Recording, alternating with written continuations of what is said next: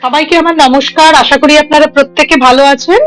আমার ঘরের এই ছোট্ট করিডোরটাকে আমি কি করে সাজিয়ে রাখি, চলুন আপনাদের সেটা দেখাই।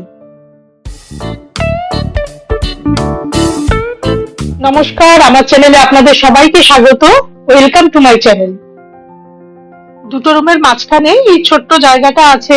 এই ওয়ালটাতে নর্মালি আমি আমার নিজেরই করা কোনো ফটো টটো দিয়ে সাজিয়ে রাখি। তো এই স্পেসটাতে আমি আজকে একটু সাজাবো ভাবছি।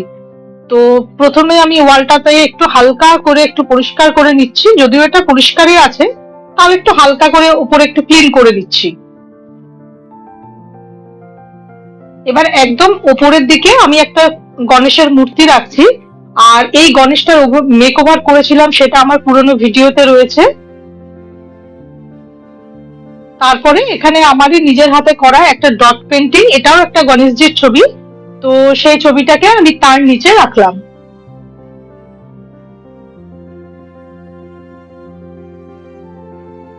আর সাইডের দিকে ক্যামেরাটা রাখাতে খুব সাবধানে যাতায়াত করতে হচ্ছে।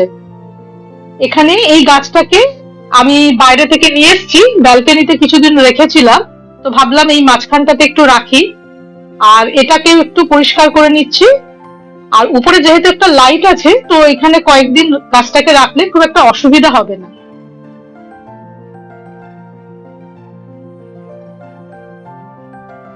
এরপর আমি এর দুপাশে দুটো লাকি ব্যাম্বু গাছ রাখছি। আর এগুলো কিন্তু খুব ছোট্ট ছোট্ট আমি নিয়ে এসেছিলাম। পরে এগুলো বড় হওয়াতে এগুলোকে আমি মাটিতে দিয়ে দিয়েছি, এবং সেখান থেকে কিন্তু খুব সুন্দর হয়েছে আর বেশ বড় বড় হয়েছে। আপনারা যদি এই ধরনের ভিডিও দেখতে পছন্দ করেন, তাহলে আমার চ্যানেলটিকে অবশ্যই সাবস্ক্রাইব করে রাখবেন। আর ভিডিও দেখে ভালো লাগলে লাইক, কমেন্ট, শেয়ার করবেন।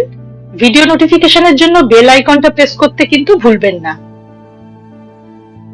দেখুন, খুব সিম্পল ভাবে কিন্তু আমি জায়গাটাকে সাজিয়েছি, যাতে চলাফেরা করতে অসুবিধাও না হয়। আর এখানে আমি আরেকটা গাছ রেখে দেখাচ্ছি, যে মাঝে মাঝে আমি এগুলোকে একটু পাল্টে নিই। তো ধরুন, বড় গাছটাকে বাইরে রেখে তার জায়গায় একটা ছোট গাছ রাখলাম। তো এইভাবে আমি আমার এই জায়গাগুলোকে সাজিয়ে রাখি আর কি। আপনারা আমাকে জানাবেন যে আপনাদের এই ধরনের আইডিয়া গুলো কেমন লাগে। আপাতত আজকে আমি এইভাবে সাজিয়ে রাখলাম। আবার যখন আমি এগুলো চেঞ্জ করব, সেই ভিডিওগুলো আপনাদের সাথে শেয়ার করব।